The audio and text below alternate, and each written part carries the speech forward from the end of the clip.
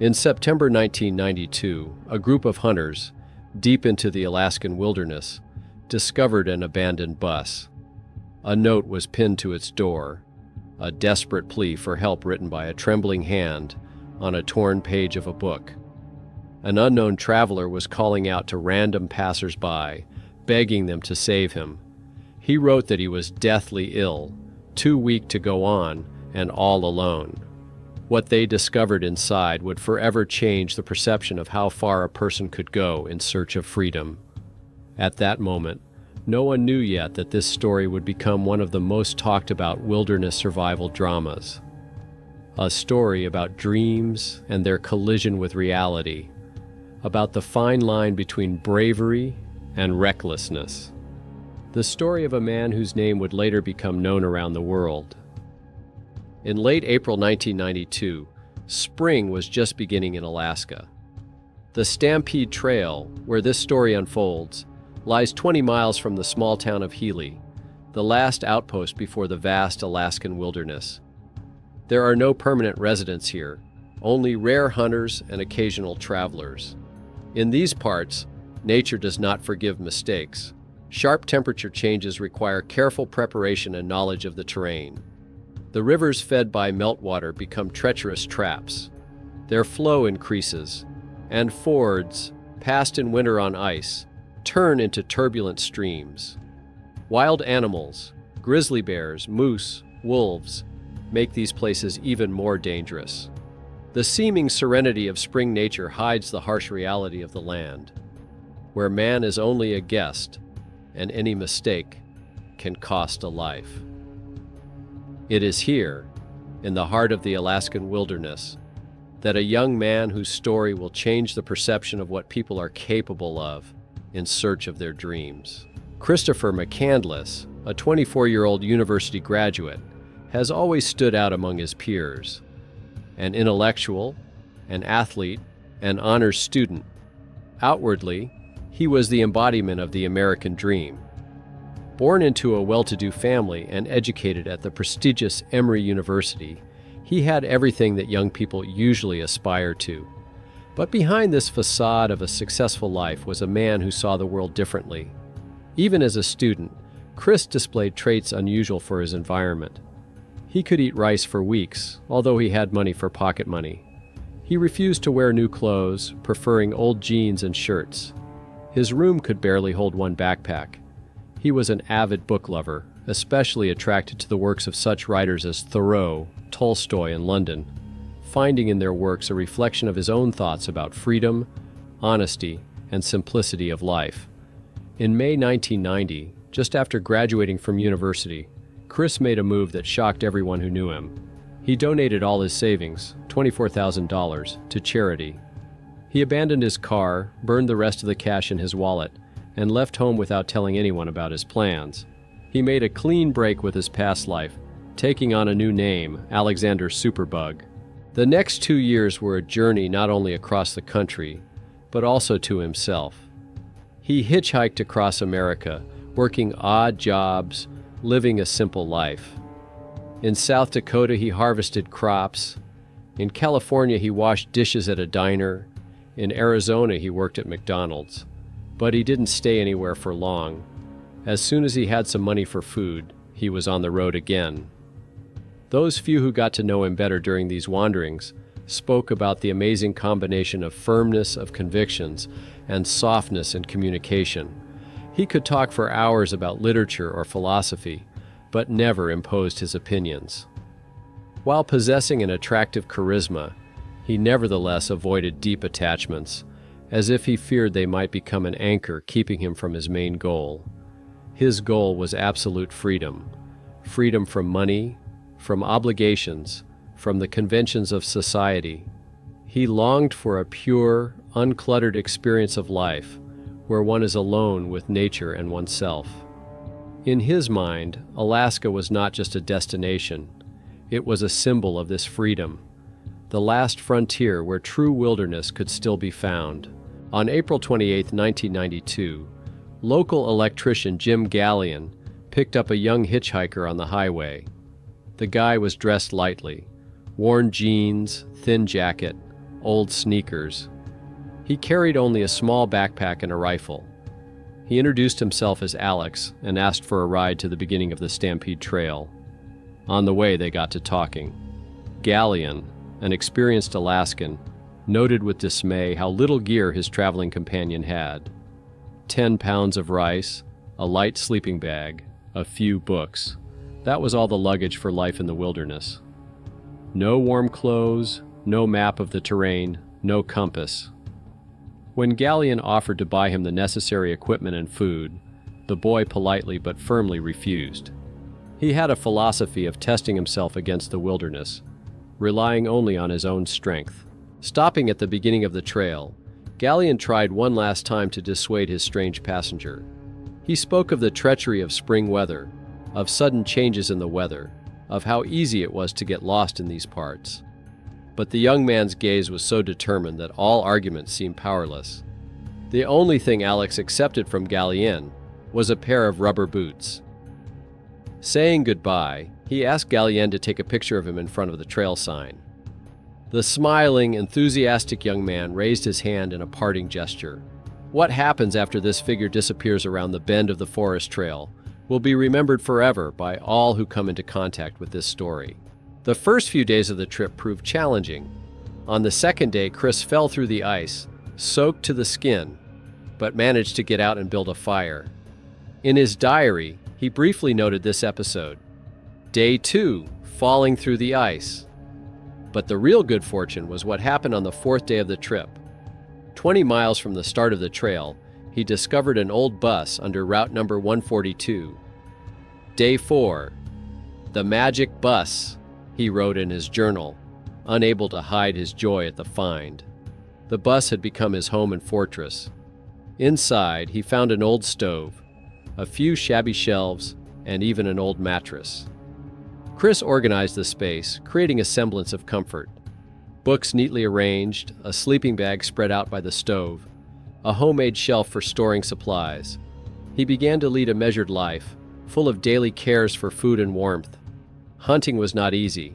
With a small rifle of .22 caliber, he could get only small game: squirrels, partridges, occasionally geese. Every day was a struggle for food, but Chris felt truly alive. Not all was rosy, however. The nights were still cold, and the spring rains were turning the neighborhood into a swamp. The mosquitoes that came with the warming temperatures made life a constant battle. The broken windows of the bus let in hordes of insects from which there was no escape even at night. The first notes of fatigue appear in the diary. Day 14, suffering. But there were also joyful moments. Towards the end of the month, he managed to shoot a wild duck. Day 31, tasty duck. A triumphant entry in his diary marked this little hunting triumph. But the main challenge was becoming loneliness. For a man who had spent the last 2 years in constant motion, meeting new people in roadside cafes, on farms, and in small towns, this absolute isolation was particularly acute. Whereas before he could talk for hours with random fellow travelers or share his thoughts with those who gave him work, now his only interlocutors were books.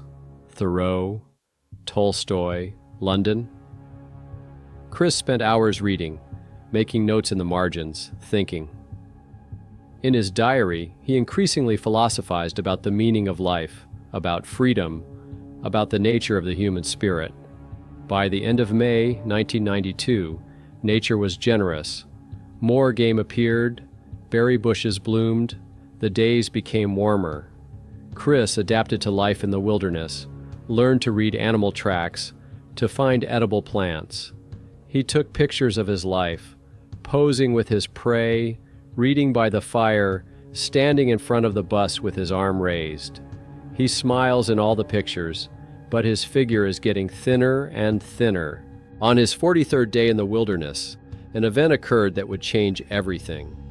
Chris had shot an elk, a huge success for an inexperienced hunter with a small caliber rifle. It was his biggest kill yet, and would provide him with food for weeks to come. A triumphant entry in his diary read, Day 43, elk. But the euphoria was quickly replaced by despair. Having no experience in cutting big game and not knowing the right ways to store meat, He made a series of fatal mistakes. In the spring thaw, the meat began to spoil faster than he could process it. Attempts to smoke the prey were unsuccessful. The smoke was too weak, and the meat remained raw inside. Day after day, he watched his grand victory turn into a disaster. The loss of so much valuable meat was a heavy blow to him. It wasn't just a failure to hunt. It was a cruel reminder of how unprepared he was for life in the wild. His diary these days was filled with somber reflections on his own incompetence. By early July '92, Chris had made the decision to leave the bus and return to civilization. 2 months of meager food and a constant struggle for survival had exhausted him physically. His rice supplies were running low. His hunting was becoming less and less successful. Each day he needed more strength to get food and less energy. After the disaster with the elk, it became clear that his skills were not sufficient for long-term survival in these parts. After gathering his few belongings, he set off on his return journey. But nature had a harsh surprise in store for him. The Teklanika River, which he had easily crossed in April on a half-frozen bed, was now an unstoppable torrent. Meltwater from the mountains had turned it into a churning mass more than 65 feet wide. For days, Chris searched for a way to traverse the river. He walked along the bank, trying to find a narrower spot or a natural ford. But everywhere he was met with the same picture: a powerful stream capable of knocking down anyone who ventured into it. In his diary, he wrote, "The rain has driven in. The river seems impassable, lonely, frightening." On July 8th, after several unsuccessful attempts to find a crossing, he returned to the bus.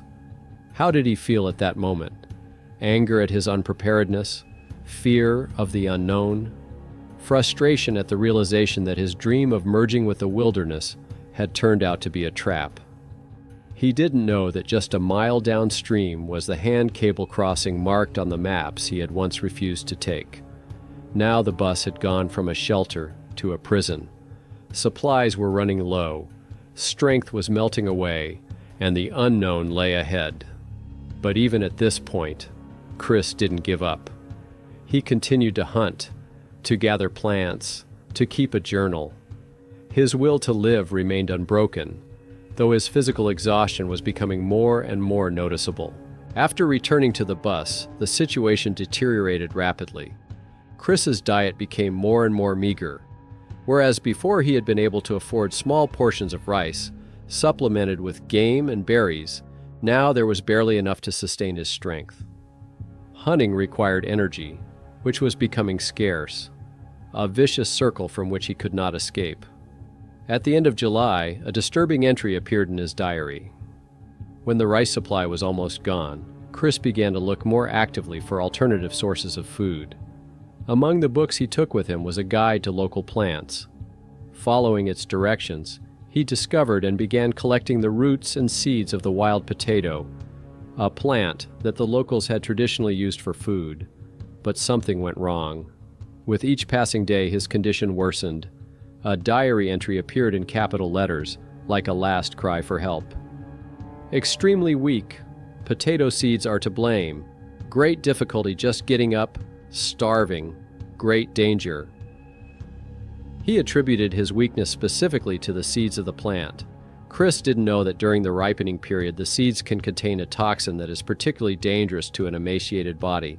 His body, already weakened by months of malnutrition, now struggled not only with hunger, but also with possible poisoning. His muscles were thinning rapidly, and every movement was difficult. He continued to search for food in the vicinity of the bus, but more and more often he returned empty-handed. Squirrels and birds, which he had easily obtained before, now seemed out of reach. His hands were shaking, his vision was blurred, he did not have enough strength even to aim. In the first days of August, the entries in his diary became very short. He still noted each day, but now they were just crosses, like a prisoner's calendar, counting down the days until his release. Only occasionally, there were short notes about berries he had found or his state of health. The last extended entry in the diary was dated the 107th day of the bus. Just 2 words, "beautiful blueberries." In this brief note, the beauty of the world around us and the tragedy of a man for whom a few berries found was an event worthy of a diary entry were remarkably combined. In early August 1992, Chris realized that his situation had become critical. He wrote a desperate message on a torn page from Gogol's book and pinned it to the door of the bus. It was a plea for help, addressed to random travelers. He confessed that he was injured, too weak to get out on his own, and on the verge of death. Emphasizing the phrase, "this is no joke," twice, he begged anyone who found the note to stay and help. Despite his critical condition, he continued to keep a certain routine. Marks continued to appear in the diary, "beautiful blueberry" being the last text entry in the diary. After it, 6 more days are marked with simple crosses. In these last days, something had changed in his outlook. In the margins of Boris Pasternak's Dr. Zhivago, he left a short but poignant note. "Happiness is real only when it is shared with others." For a man who 2 years earlier had withdrawn from society in search of absolute independence, this was a surprising admission. His last photographs show a haggard young man. But even in this state, he found the strength to smile for the camera, holding a homemade poster. On it, he said goodbye, thanked for a wonderful time, and asked not to follow his example. He seemed to have a premonition that his story might inspire other adventurers to take a similar risky path. Day 113 was the last day noted in the diary. After that, the entries stopped. In the sleeping bag that served as his bed, he put his diary, photographs, and documents. Nearby, the books remained, faithful companions of his loneliness, now covered with notes and reflections in the margins. His final resting place had become a kind of time capsule, preserving the story of an extraordinary journey. On September 6, 1992, a group of hunters led by Butch Killian discovered bus number 142. The group planned to use the bus as a temporary shelter, a common practice for hunters in these parts. But what caught their attention was a note on the door, written on a torn-out page of a book. Once inside, they smelled a distinctive pungent odor. In the far corner of the bus, in a sleeping bag, which at first they mistook for a bag of spoiled food, they found the body of a young man. Neatly folded nearby were his identification papers, Christopher McCandless. The hunters immediately radioed the authorities and the police, and coroner arrived on the scene the next day. The body was so emaciated that one small backpack was sufficient to transport it. The Alaska State Coroner recorded the death as a result of emaciation. The body weighed only 67 pounds. Considering that Chris was a young, healthy man at 5 feet 8 inches tall, this weight spoke to a loss of more than half of his normal body weight. Aside from the obvious emaciation, there were no injuries or signs of violence on the body. This refuted the theory of a possible wild animal attack and confirmed that the word "injured" in SOS's note reflected his general condition rather than a specific injury. His diary, a camera with film footage, and a library of several books with many marginal notes were found on the bus. The initial theory of the cause of death seemed obvious: ordinary starvation. His diet, which in recent weeks had consisted mostly of berries and the occasional small game, could not provide the calories he needed to survive. The body began to eat itself. First fat stores, then muscle tissue, and finally began to fail at the cellular level. This explained both the weakness and the inability to hunt, a typical vicious cycle of starvation. In 1993, however, journalist John Krakauer, who began his own investigation for Outside Magazine, proposed a different theory. Studying Chris's diary, he paid particular attention to an entry dated July 30th that spoke of weakness caused by wild potato seeds. Krakauer did his own research on the plant, which Chris probably collected from the directions in the guidebook. Krakauer initially speculated that the seeds contained the alkaloid L-canavanine, which could be toxic. However, further research conducted in 2013 with chemist Ronald Hamilton revealed another toxin, beta-ODAP. This neurotoxin, found in seeds during their maturation period, is capable of causing irreversible paralysis known as laterism. Under normal conditions, its concentration is too low to harm a healthy person, but for an emaciated body depleted of fat and protein stores, it could be fatal. That theory would explain the strange dynamics of Chris's decline. Why would a man who had hunted and gathered food successfully for 2 months suddenly become rapidly weaker? Why couldn't even the small amounts of food he had been able to obtain maintain his strength? The toxin from the plant blocks the absorption of nutrients at the cellular level. The body literally starves to death even in the presence of food. However, the scientific community is divided in its assessment of this version. Thomas Clausen, a chemist at the University of Alaska, analyzed seeds collected in the same area in 2007. His research found no dangerous concentrations of either ODAP or other toxins. He claimed the seeds were safe and Chris died simply from starvation. Moreover, locals had been using the plant as food for centuries without any adverse effects. Some experts suggested an alternative version, possible mold poisoning. In the high humidity conditions inside the bus, the seeds or leftover rice could have become covered with a fungus that produces mycotoxins. This theory would also explain the sudden deterioration, but, like the ODAP version, could not be tested because of the cremation of the body. It is more likely that Chris's death was the result of a combination of factors. Prolonged malnutrition had compromised his immune system and his ability to absorb nutrients. Under these conditions, even a small amount of toxins, whether from seeds or mold, could have been the last straw. His body, already on edge, simply couldn't handle the additional strain. The final resolution to this tragedy remained elusive. Chris's body was cremated shortly after discovery, making further research impossible. But perhaps the exact cause of death is not that important. What matters is what happened in those last days of August of '92 on an old bus in Alaska, a profound realization reflected in a note in the margin of the book. Happiness is only real when it is shared with others. On September 13, 1992, the McCandless family received the news that every parent dreads.